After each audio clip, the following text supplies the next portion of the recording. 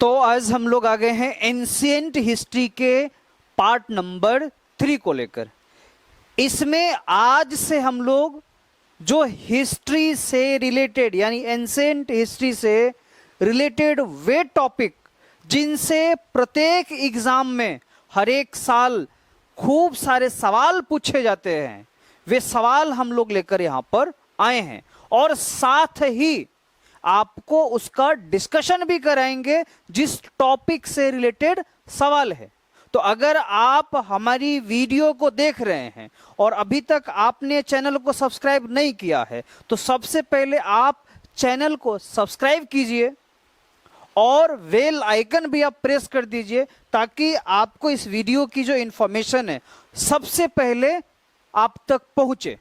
और दूसरी बात, इसमें हमने एंशिएंट हिस्ट्री के अलग अलग पार्ट्स को टॉपिक वाइज कवर किया है और समथिंग इसमें जो है 3000 से ऊपर एंशिएंट हिस्ट्री से जो सवाल पूछे गए हैं उन तमाम सवाल के सीरीज को हम इसमें रखे हैं।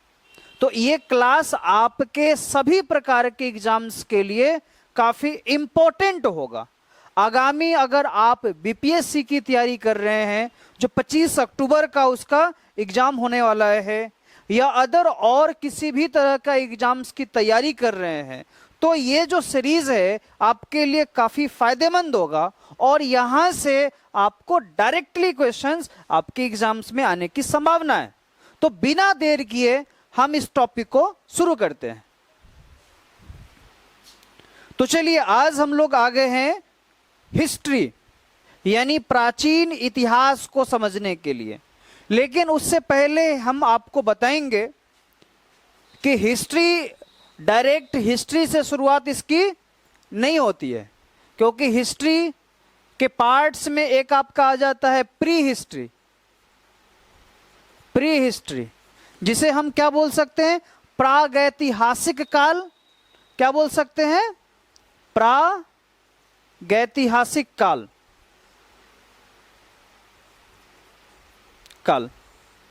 ठीक है। और दूसरा हमारा आता है प्रोटो हिस्ट्री। Proto history. लेकिन सबसे इंपॉर्टेंट बात, इतिहास। बहुत सारे लोग इतिहास का शाब्दिक अर्थ नहीं पता होता है। तो इतिहास का अगर हम शाब्दिक अर्थ देखें तो इति जोर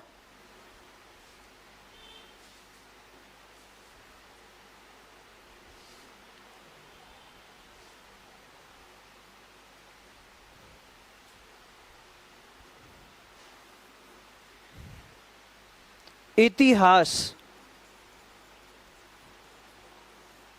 यानी इति जोर ह जोर आस।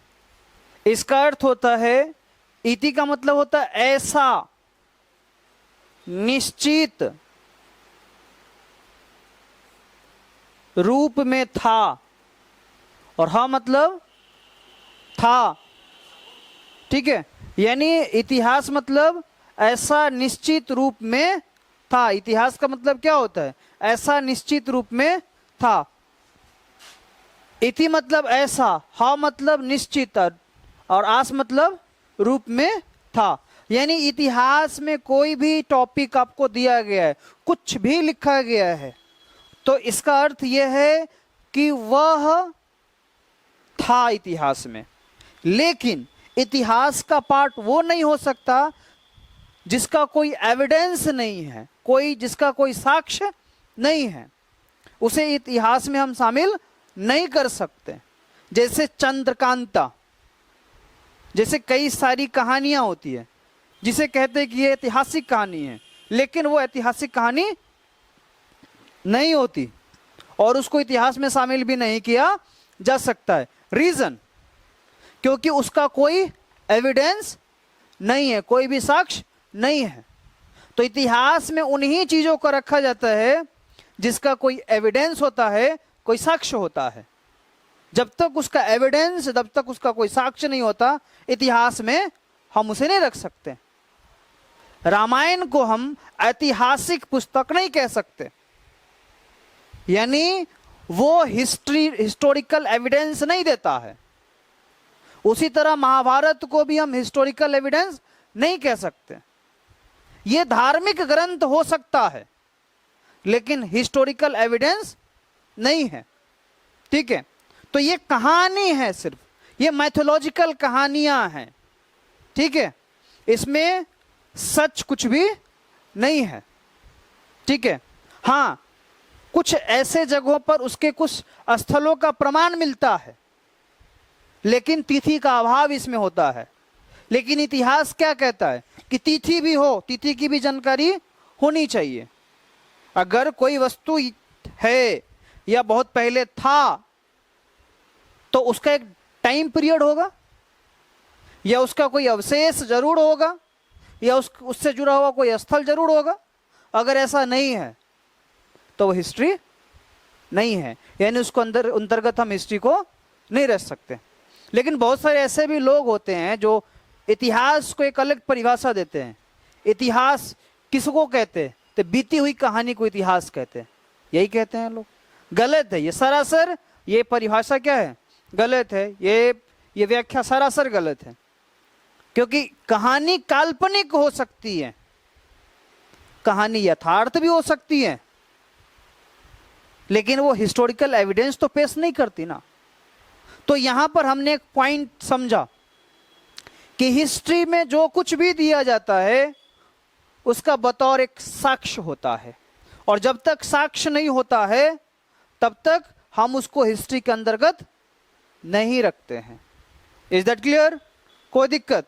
तो इतिहास समझ में आया कि इतिहास क्या है। अब यहां से हम लोग शुरू कर रहे हैं एंशिएंट हिस्ट्री को, और एंशिएंट हिस्ट्री में हम उन तमाम सवालों को शुरू कर रहे हैं जो सवाल एग्जाम्स में पूछे जा चुके हैं और प्रत्येक एग्जाम में पूछे जाते हैं। चाहे आप दारोगा की तैयारी कर रहे हो, चाहे आप बिहार एसएससी की तैयारी कर रहे हो, एसएससी की तैयारी कर रहे हो, कांस्टेबल की तैयारी कर रहे हो, स्टेट पीसीएस की तैयारी कर रहे हो, किसी भी प्रकार की एग्जामिनेशन की तैयारी कर रहे हो, तो जहां भी ऑब्जेक्टिव बेस्ड चीजें हैं वहां के लिए ये बहुत ही ज्यादा क्या रहेगा, आपके लिए हेल्पफुल रहेगा, काफी इंपॉर्टेंट। दूसरी बात कि आज के टाइम में क्वेश्चन का स्टैंडर्ड चेंज हो रहा है धीरे धीरे धीरे। देख रहे हैं ना क्वेश्चन किस तरीके से पूछा जा रहा है, और पूछा इस तरीके से जा रहा है कि आपको उस टॉपिक का गहन नॉलेज होना चाहिए, थोड़ी डेप्थ नॉलेज होनी चाहिए। लेकिन नौकरी का एक टाइम पीरियड होता है, आपको नौकरी लेना है तो टाइम पीरियड में अपने आप को तय करेंगे कि भाई मुझे इस टाइम पीरियड में क्या करना है, जॉब ले लेना है, सफल हो जाना है। अब पूरी लाइफ थोड़े तैयारी कीजिएगा। तो यहां पर आपको क्या करना होगा, स्मार्ट वे चुनना पड़ेगा, यानी आपका जो स्ट्रेटजी होगा स्मार्ट होना चाहिए और आपका जो लर्निंग स्टाइल है वो स्मार्ट होना चाहिए, यानी कम टाइम में ज्यादा से ज्यादा चीजों को कैसे ले सके। ठीक है, तो हम कोशिश यही कर रहे हैं कि जो एग्जाम्स में आते हैं और जहां से आने की पॉसिबिलिटी रहती है उन तमाम टॉपिक को हम यहां पर विथ एक्सप्लेनेशन के साथ हम लेकर आए हैं आप लोगों के लिए। ठीक है, तो टॉपिक हम लोग शुरू करते हैं। तो सबसे पहला है हमारा प्राचीन काल में, सबसे पहले हम किसको पढ़ेंगे, प्रागैतिहासिक काल को, और भारत की प्रागैतिहासिक काल की संस्कृतियां कैसी थी इसे हम लोग समझेंगे। तो प्रागैतिहासिक काल इसे समझते हैं। प्रागैतिहासिक काल क्या कहते हैं, वह काल जिसकी जानकारी लिखित स्रोत के अभाव में पुरातात्विक स्रोत जैसे उत्खनन, शैल चित्र, औजार आदि से प्राप्त होती है। यानी कहने का मतलब यह है कि प्रागैतिहासिक काल में लिखित रूप में कोई भी साक्ष्य हमारे पास उपलब्ध नहीं था।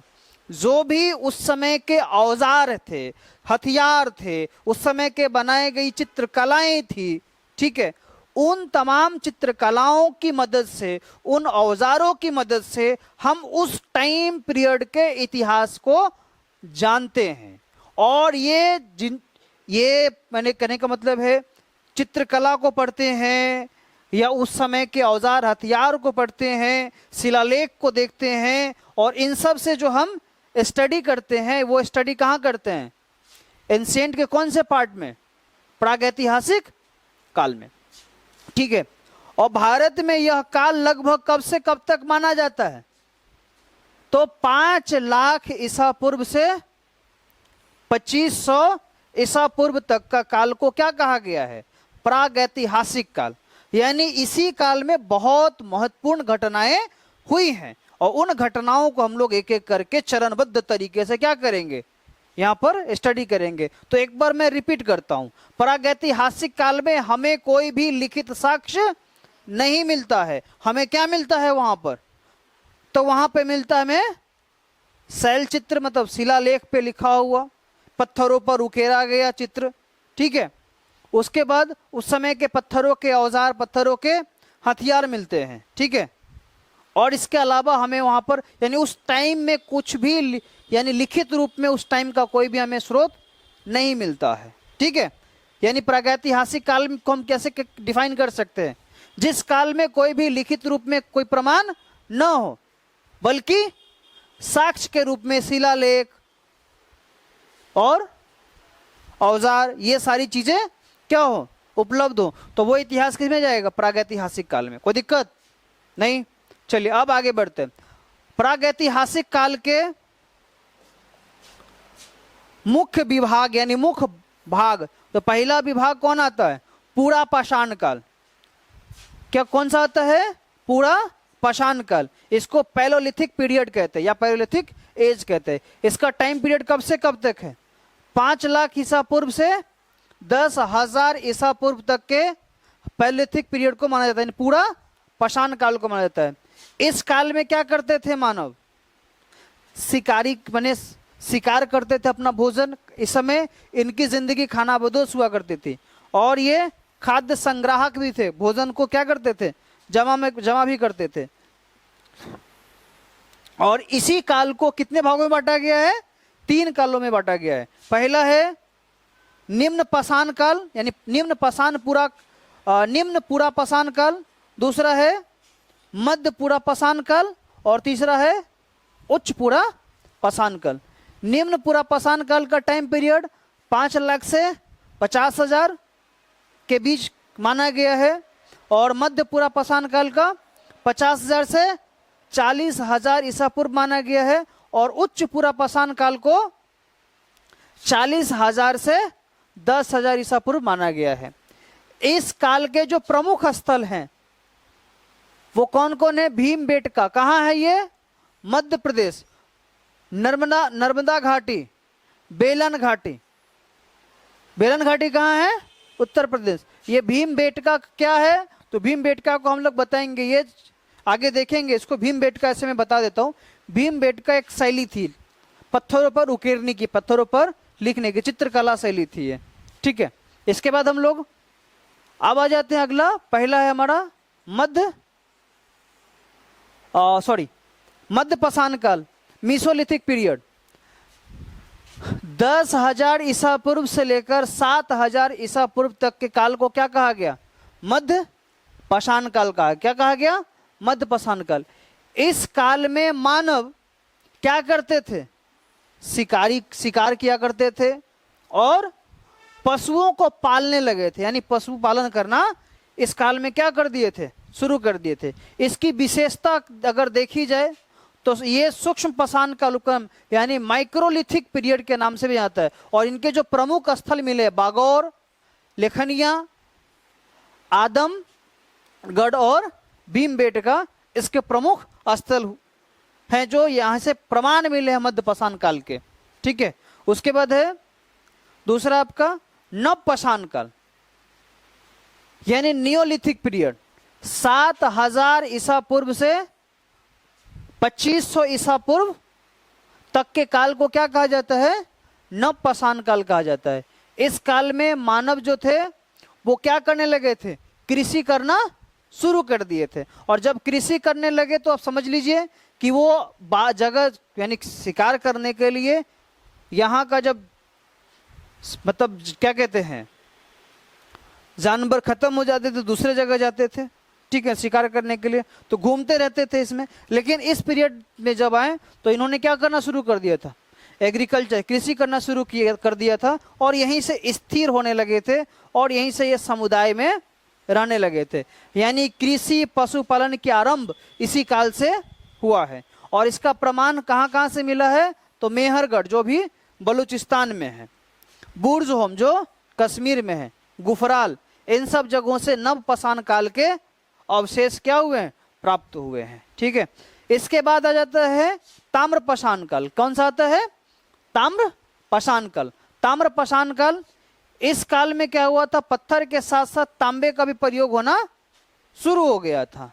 और इसका जो पहला स्थल जो था वो नवदातोली था, जो मध्य प्रदेश इमाम गांव था जो महाराष्ट्र का है। यहाँ पर ताम्रपाषाण काल के अवशेष मिले हैं, यानी ताम्रपाषाण काल के साक्ष्य मिले हैं। ठीक है, नेक्स्ट, तांबे की पहली बार उपयोग किया गया था कब, तो ताम्रपाषाण युग में।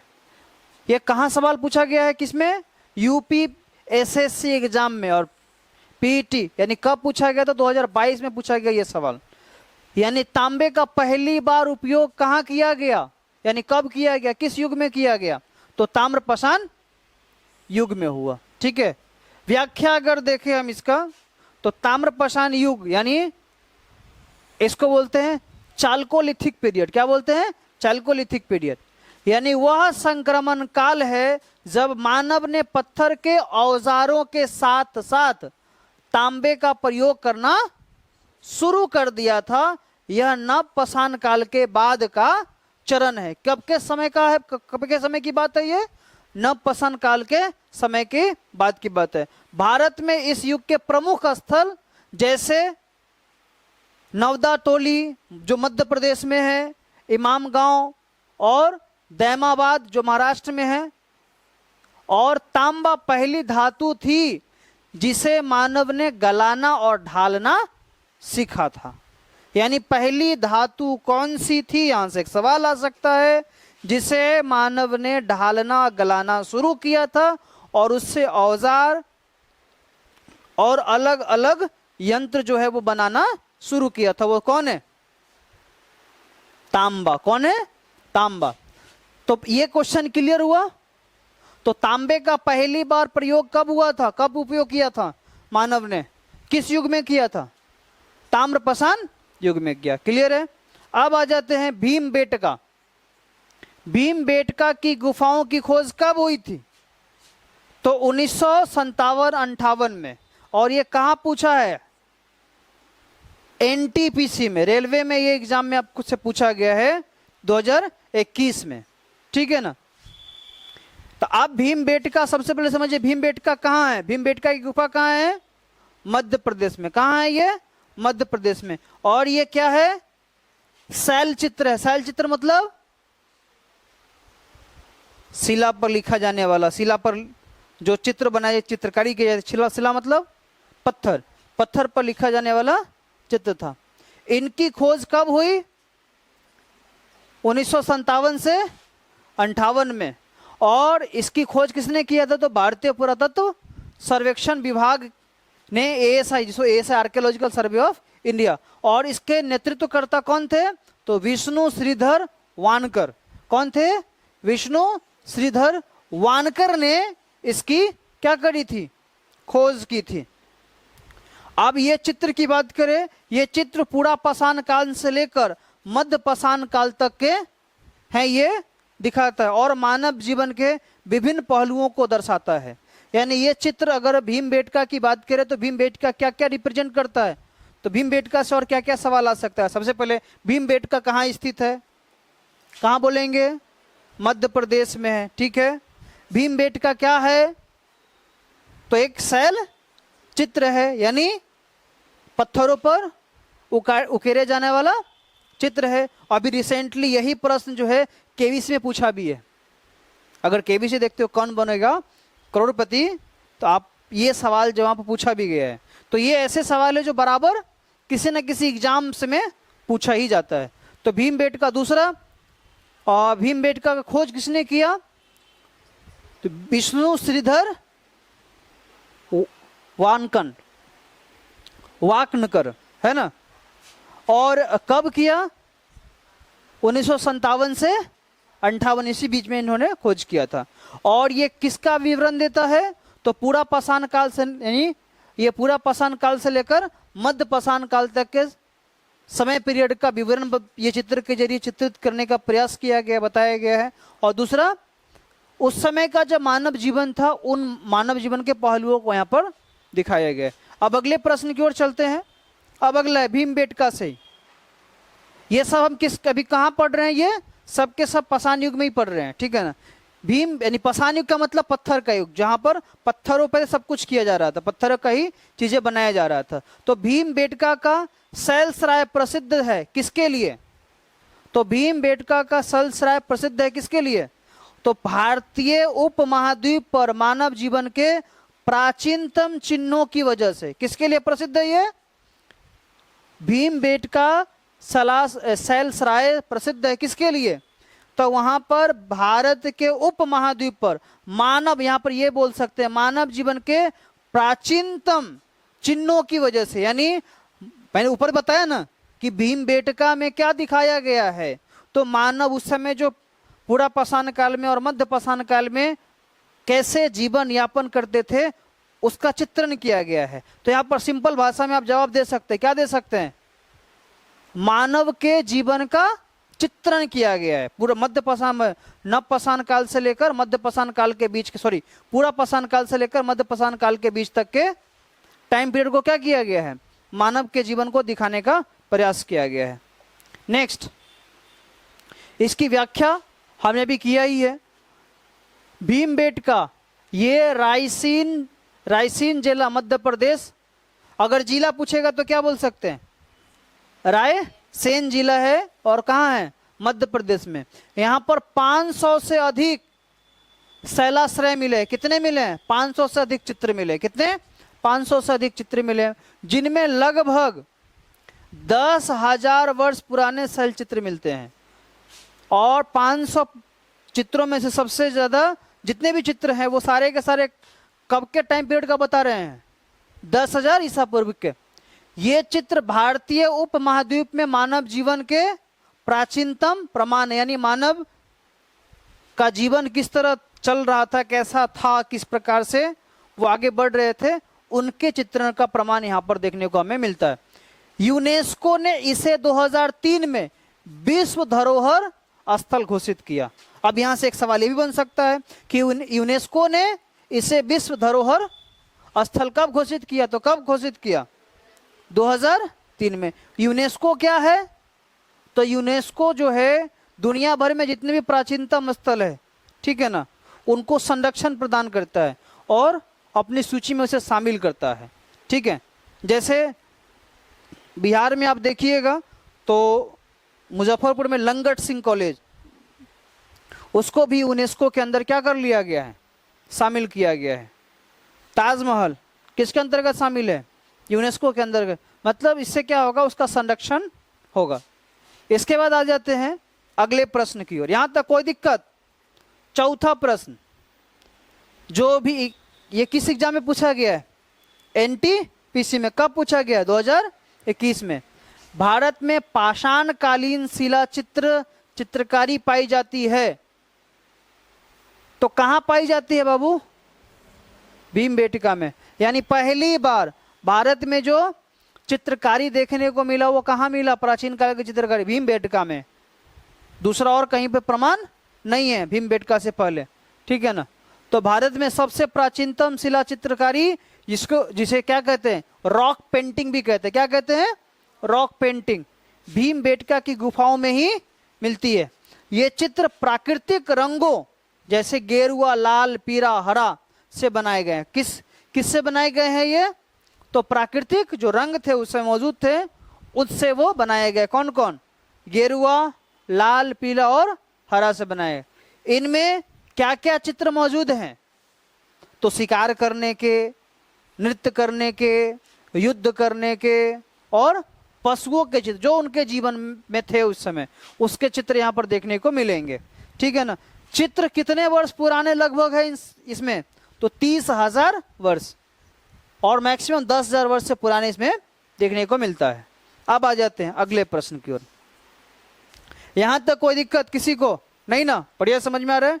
अब आगे चलते हैं। मानव गतिविधियों और सभ्यता के प्राक ऐतिहासिक काल का कालानुक्रम कैसे है, यानी अगर काल के रूप में उसको अरेंज किया जाए, मानव गतिविधियों के सभ्यता का प्राक इतिहास यानी प्रागैतिहासिक इतिहास को, प्री हिस्ट्री को अगर काल के अनुसार अरेंज करे तो कैसे कीजिएगा? पहले कौन आएगा? तो पहले आएगा पूरा पाषाण काल। कौन आएगा पहले? पूरा पाषाण काल के बाद कौन आएगा? मध्य पाषाण काल। मध्य पाषाण काल के बाद कौन आएगा? नव पाषाण काल। याद रहेगा, पहले कौन? पूरा पाषाण काल। उसके बाद पहला पूरा पाषाण, दूसरा मध्य पाषाण, तीसरा नव पाषाण। क्लियर है? ओके। अब आ जाइए यहाँ पर, अब इसके हम लोग व्याख्या देखते हैं। तो ध्यान दीजिए, प्रागैतिहासिक काल का सही कालानुक्रम कैसा है? तो पूरा पाषाण काल पहले आएगा, दूसरा क्या आएगा? मध्य पाषाण काल आएगा। पूरा पाषाण काल में किस चीज का जानकारी हमें मिलता है? तो शिकारी और खाद्य पदार्थों का संग्रह करने का। और मध्य पाषाण काल में यह संक्रमण काल था, ये से सूक्ष्म पाषाण काल भी कहते हैं। थोड़े समय के लिए पाषाण काल ही था, ज्यादा समय के लिए पाषाण काल था नहीं। और लास्ट में क्या है आपका? नव पाषाण काल। इसमें हमको क्या मिलता है? तो इसी में कृषि और पशुपालन की शुरुआत होती है। ठीक है, कोई दिक्कत? स्पष्ट है? चलिए अब आगे आ जाते हैं। अगला प्रश्न, मध्य पाषाणिक स्थलों का भौगोलिक दृष्टि से पश्चिम से पूर्वी का क्रम लिखिए। देखो कितना मतलब, पश्चिम से पूर्व का क्रम लिखिए, यानी मध्य पाषाण काल में जैसे जैसे चीजें मिला है उसको पश्चिम से पूर्व की ओर लिखिए। तो पहले कौन आएगा? महदहा, उसके बाद लेखैया, उसके बाद पैसरा, उसके बाद बीरभानपुर। कौन आएगा? बीरभानपुर। ये यूपी पीसीएस में पूछा गया सवाल है, और वो भी किस में? मेंस में पूछा गया है। ठीक है, अब देखो कैसे क्वेश्चन पूछ रहा है।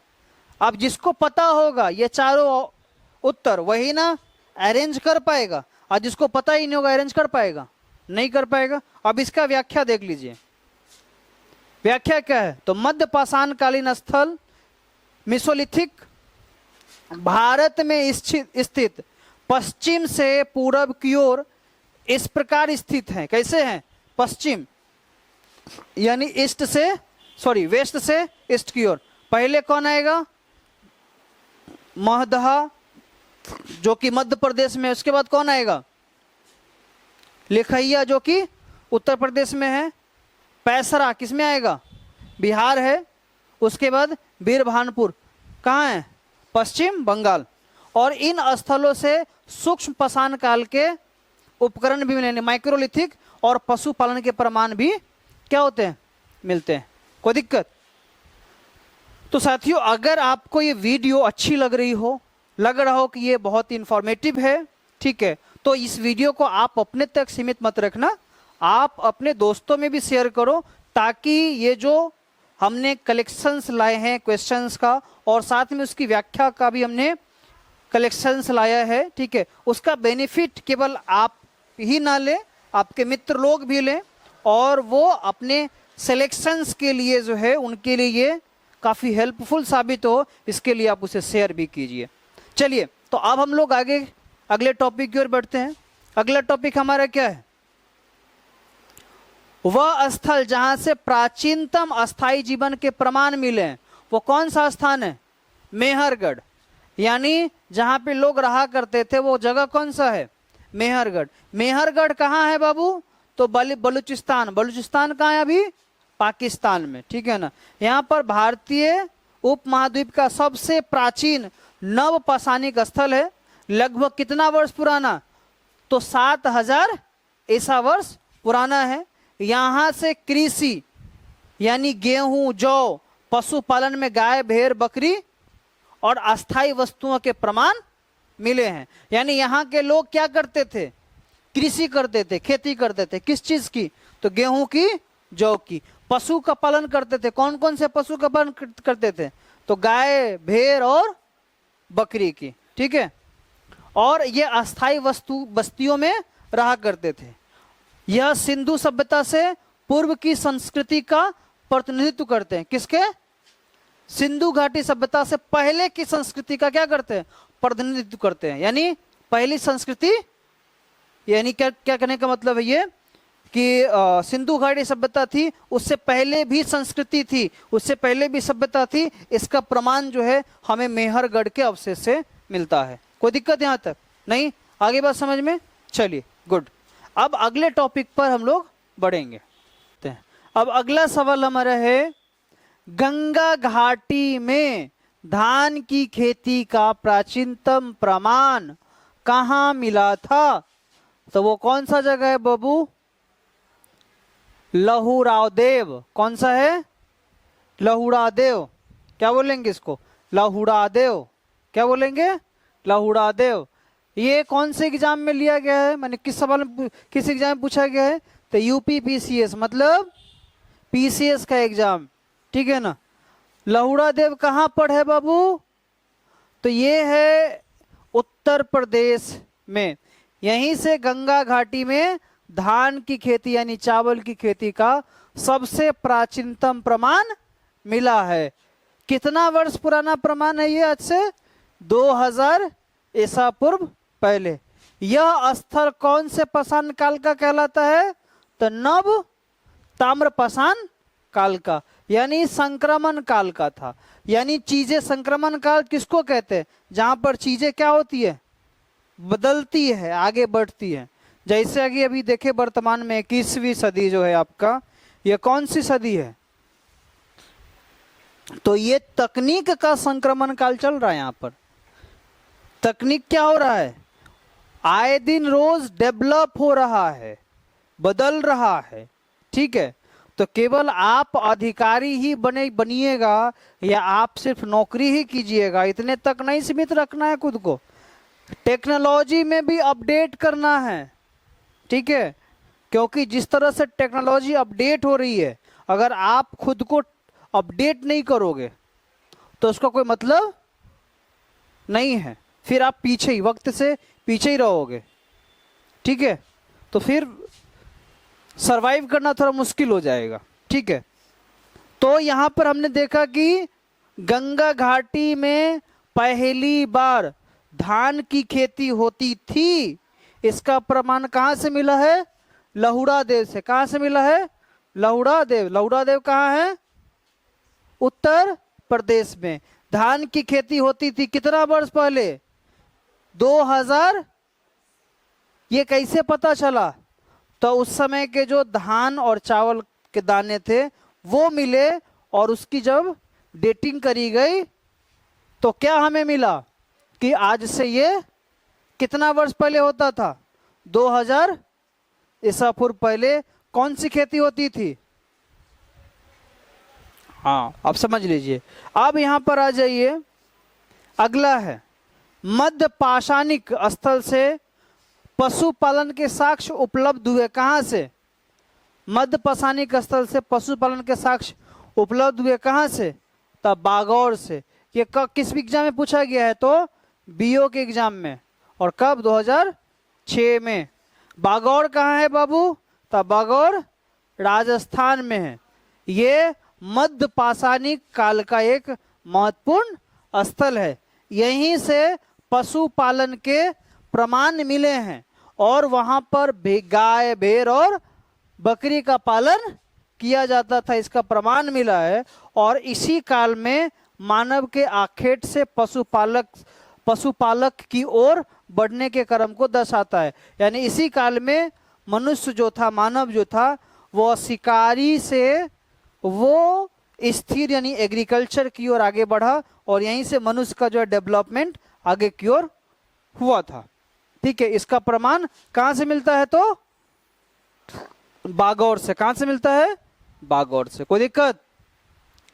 अगला सवाल, क्वेश्चन नंबर 10। मध्य पाषाण काल में पशुपालन के प्रमाण मिले हैं। कहां पर? मध्य पाषाण काल में पशुपालन के प्रमाण कहां से मिले हैं? तो लेखनिया। लेखनिया कहां है? तो उत्तर प्रदेश में।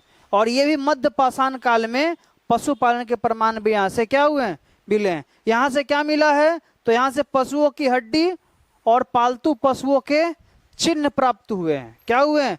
चिन्ह प्राप्त हुए, यानी उनके पैरों के निशान अवशेष के रूप में, मैंने पैरों के निशान हमें मिले हैं और हड्डियां मिली हैं, ठीक है। कहाँ से मिला है? लेखनिया। लेखनिया कहाँ है? उत्तर प्रदेश में। ठीक है, अब आगे बढ़ते हैं अगले सवाल की ओर। अगला सवाल हमारा, मध्य पाषाणिक प्रसंग में पशुपालन के प्रमाण मिले हैं कहाँ?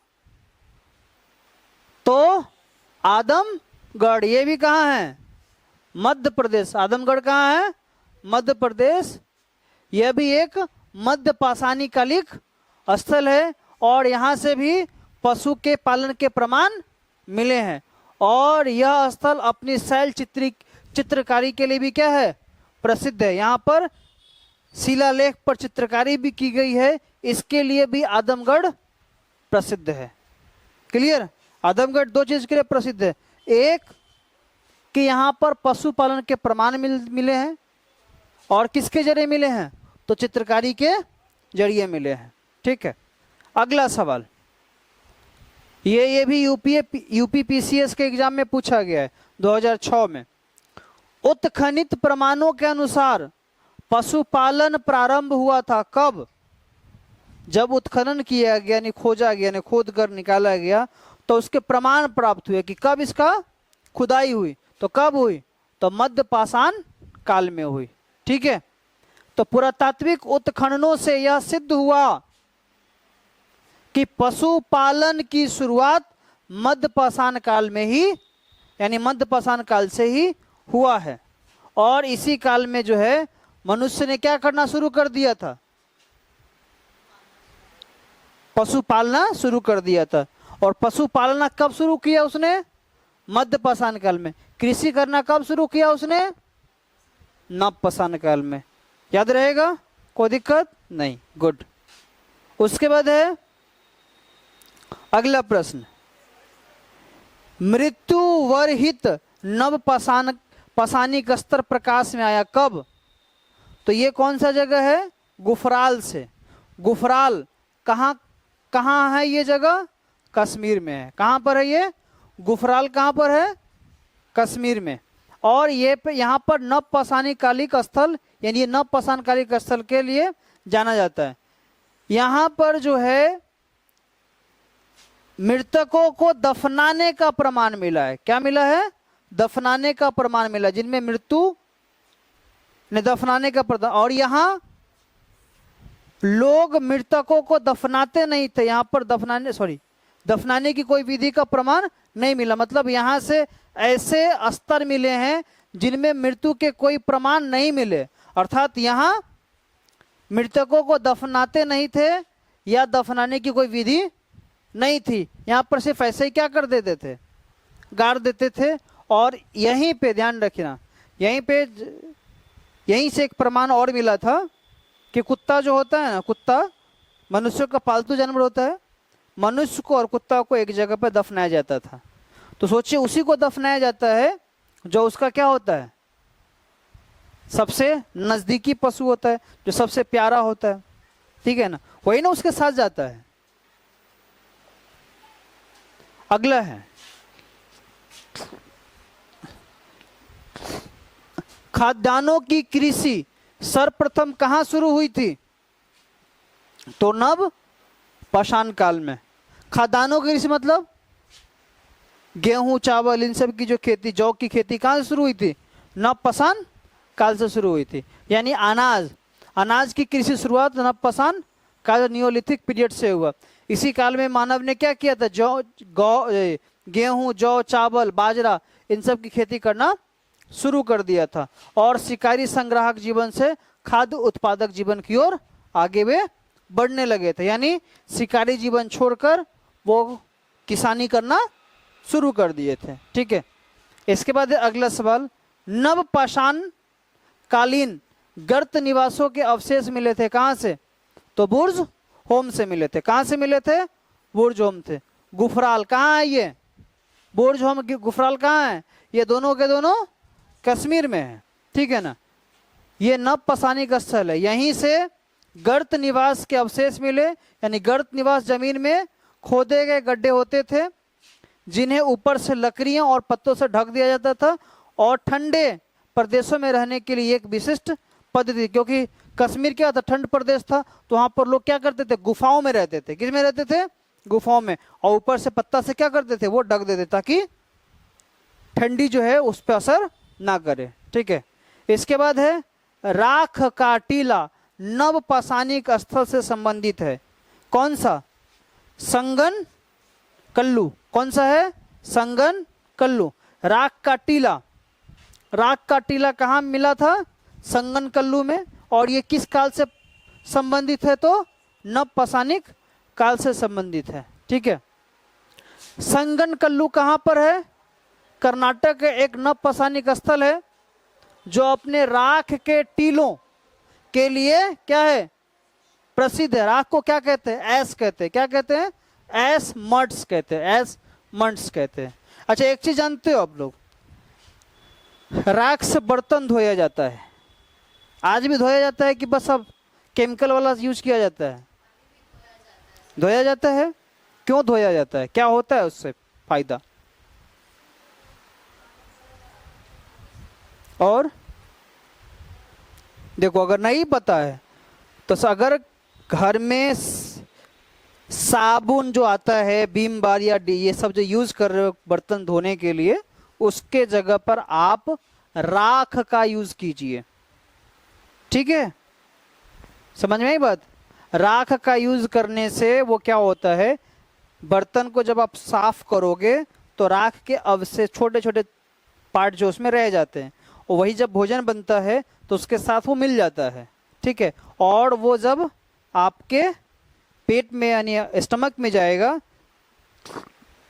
तो वो क्या करता है, वो हमारे बॉडी में जाकर छोटे छोटे जो बैक्टीरिया होते हैं, जो हानिकारक बैक्टीरिया होते हैं, वो उसको मारने का काम करता है और हमें हेल्दी बनाने का काम करता है। ये होता है राख। और केमिकल वाला से अगर साफ कीजिएगा तो क्या होगा, कुछ नहीं होगा। तो अब क्या करते हैं लोग, अब राख यूज करते हैं कि बस केमिकल वाला यूज करना शुरू कर दिए हैं, केमिकल वाला ही यूज करने लगे हैं। लगभग मैक्सिमम घर में हम लोग पहले राख ही यूज होता था, लेकिन अब तो गैस पे खाना बनता है तो लोग उसके जगह पर इसका यूज करने लगे। मिलता है, आपको नहीं पता, अमेजन पे जाइए, देखिए देखिए देखिए देखिए, मैं बता रहा हूँ, अरे आदमी कुछ भी बेच सकता है। अमेजन पे आप जाइए, ठीक है ना, तो अमेजन पर आपको राख भी बिकता हुआ मिलेगा। आपको राख भी पैकेट में बिक रहा है, एस नाम से बिकेगा, आप सर्च करना एस की पुड़िया कितना में आता है, ठीक है ना, तो उस पर देखोगे एक पुड़िया का कीमत जो है 150 पौने 200 रुपया के आसपास आता है, और कितना रहता है, मात्र 100 ग्राम। सबसे अच्छा बिजनेस है। राख अपने यहाँ से गोईठा उठा निकालो, एकदम जला उला डालो, उसको राख बना के पैकेट बना के बेचो, खूब पैसा आएगा। अब लोग इसका यूज कर रहे हैं, अब इस तरफ बढ़ रहे हैं, क्योंकि उनको पता है हम जिन जिन प्राकृतिक चीजों को छोड़ते हुए आए हैं, ठीक है ना, फिर वापस हम उसी पे लौट रहे हैं, क्योंकि पता है कि वो चीज जो मनुष्यों ने करते हुए आया था वो सब एक्सपेरिमेंट करके ही आए हैं। कुछ चीजें भले गलत हो उनका, लेकिन बहुत सारी चीजें ऐसी भी थी जो सही था, जिसका उपयोग सही तरीके से किया भी जाना चाहिए था। ठीक है, चलिए, तो ये ऐस था। तो यहां पर क्या था, ये राख के टीले, यानी संभवतः यहां पर पशुओं के गोबर या अन्य कार्बनिक पदार्थों के जलने से बने थे, यानी लकड़ी उकड़ी जलाते थे। जलाने का काम, जब स्थिर रह रहे हैं तो भाई खाना बनाएंगे तो जलाएंगे लकड़ी, उपला भी जलाएंगे यानी गोईठा जलाएंगे। ठीक है, इन्हें क्या कहा, इन्हें पशुशाला का अवशेष माना जाता है। किसे, राख को क्या माना जाता है, पशुशाला का अवशेष, यानी राख उनके जो अपशिष्ट पदार्थ थे उनको जलने के बाद जो बना वो क्या कहलाया, वो राख ही कहलाया। ठीक है, इसके बाद आ जाते हैं भारतीय उपमहाद्वीप में धान की खेती के प्राचीनतम साक्ष्य प्राप्त होते हैं। धान की खेती का प्राचीनतम साक्ष्य कहाँ प्राप्त होते हैं, विंध्य क्षेत्र, उत्तर यूपी का है, सॉरी यूपी और यूडीए में पूछा गया, एग्जाम में पूछा गया सवाल है, भारतीय उपमहाद्वीप में धान की खेती के प्राचीनतम प्रमाण कहाँ मिलते हैं। तो एक तो हमने बताया था लौड़ा देव, फिर देखिए क्वेश्चन रिपीट है, लौड़ा देव, कोल्डिहवा, ये उत्तर प्रदेश में, और बिहार के चिरांद, ठीक है ना, बिहार में चिरांद जगह है, जैसे स्थलों से किसके प्रमाण मिले हैं? किसके मिले हैं? धान और चावल का। चेचर जानते हो, चेचर जगह है, वहां से भी हिस्टोरिकल एविडेंस मिले अपने वैशाली से, है ना, चेचर से भी। कभी कभी म्यूजियम गए वहां पर देखने को मिलेगा, या कई ऐसे जगह है जहाँ पे चेचर का, वैशाली में चेचर का जिक्र होता है, ठीक है। आगे, मानव द्वारा सर्वप्रथम प्रयुक्त होने वाला अनाज कौन था, यानी यूज होने वाला अनाज कौन था? जौ था। जौ को किस अनाज में गिना जाता है? मोटा अनाज में। किसमें? मोटा अनाज। इसलिए मनुष्य को कहा गया कि जो व्यक्ति मोटा अनाज खाएगा वो अधिक दिन सरवाइव करेगा। मोटा अनाज जो खाएगा अधिक दिन सरवाइव करेगा, ठीक है ना। मोटा अनाज मतलब चावल, गेहूं और ये और पतला अनाज मतलब कौन हो गया? वो जब पिज्जा बर्गर खाते हैं, ठीक है ना, ये सब जो खाते हैं वो अनाज नहीं हुआ, वो क्या हो गया? वो मतलब अलग उसको श्रेणी में रख सकते हैं, ठीक है, लेकिन वो हमारे सेहत के लिए पूरा हानिकारक होता है, ठीक है। क्या हुआ? चलिए आगे बात करते हैं, ठीक है। अब है अगला प्रश्न, मानव द्वारा, हाँ ये बात कर रहे थे ना, तो मानवों ने सबसे पहले किस चीज का उपयोग किया था? तो जौ का। और जौ खा खा के वो लोग 100 साल रहता था, 100 साल जिंदा रहता था, ठीक है। और हम लोग इतना कुछ खाते हैं तब भी 100 साल जिंदा नहीं रहते, क्योंकि बहुत ज़्यादा हम लोग सोचते विचारते हैं। ये मेहरगढ़ से था 700 ईसा पूर्व में।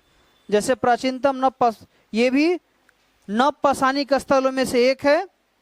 और जौ को गेहूं से पहले उगाया गया था। ऐसा माना जाता है कि पहले जौ उगाया गया था, उसके बाद गेहूं उगा था, ठीक है। इसके बाद आ जाते हैं, वस्त्रों के लिए कपास की खेती का आरंभ सबसे पहले कहाँ किया गया था? भारत में। कहाँ किया गया था? भारत में। कपास की खेती का आरंभ सबसे पहले भारत में हुआ। कहाँ पे हुआ? तो सिंधु घाटी सभ्यता के लोग कपास उगाते थे और सूती वस्त्र बनाते थे। और यूनानी इतिहासकार हेरोडोटस ने भी भारत में कपास उगाए जाने का क्या किया था? उल्लेख किया है, ठीक है ना। फादर ऑफ हिस्ट्री कौन? हेरोडोटस। उसने बताया कि कपास की खेती कहाँ होती थी? भारत में होती थी, ठीक है ना। और ये कब से हो रही है खेती? सिंधु घाटी सभ्यता के समय से, यानी आज से लगभग 2500 ईसा पूर्व से क्या हो रही है? इसकी खेती हो रही है, ठीक है। अब आ जाते हैं अगले सवाल की ओर। बृहद पाषाणिक समाधियों की पहचान की। देखो, बृहद पाषाण समाधियों की पहचान की गई किसमें? तो मृतकों को दफनाने के स्थानों के रूप में किया गया था। किसमें किया गया था? मृतकों को दफनाने के स्थानों के रूप में किया गया था। व्याख्या, ये बृहद पाषाण समाधियां मेगालिथिक पीरियड यानी मृतकों को दफनाने के स्थान कहे जाते थे, जिसमें बड़े बड़े पत्थरों का उपयोग किया जाता था। और ये दक्षिण भारत में पाई जाती थी, लगभग 1000 ईसा पूर्व से लेकर 300 ईसा पूर्व तक। इन समाधियों से मिट्टी के बर्तन, लोहे के औजार और हथियार क्या होते थे? मिलते थे, बनते थे। इसके बाद अगला टॉपिक है आपका, एक ही कब्र से 3 मानव कंकाल निकले। कहाँ पर? दमदमा में। कहाँ मिला था? दमदमा। कोई दिक्कत यहाँ तक?